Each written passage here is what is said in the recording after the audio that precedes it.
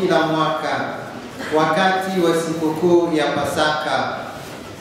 Na alipopata umri wake miaka 12, walipanda kama ilivyokuwa desturi ya sikukuu.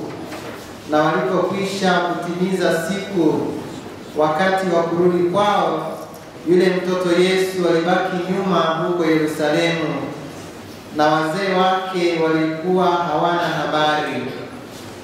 Nao wakadhani ya kuwa yumo katika msafara, wakaenenda mwendo wa kutwa, wakawa wakimtafuta katika jamaa zao na wenzao, na walipomkosa wakarejea Yerusalemu huku wakimtafuta.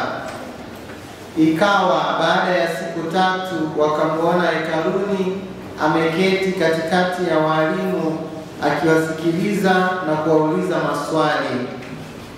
Nao wote waliomsikia walistaajabia fahamu zake na majibu yake. Na walipomuona walishangaa, na mama yake akamwambia, "Mwanangu, mbona umetutenda hivi? Tazama, baba yako na mimi tulikuwa tukikutafuta kwa huzuni." Akawaambia, "Kwani kunitafuta? Hamkujua ya kuwa imenipasa kuwamo katika nyumba ya baba yangu?"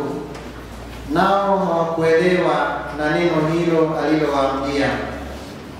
Akashuka pamoja nao mpaka Nazareti, naye alikuwa akiwatii, na mamaye aliyaweka hayo yote moyoni mwake.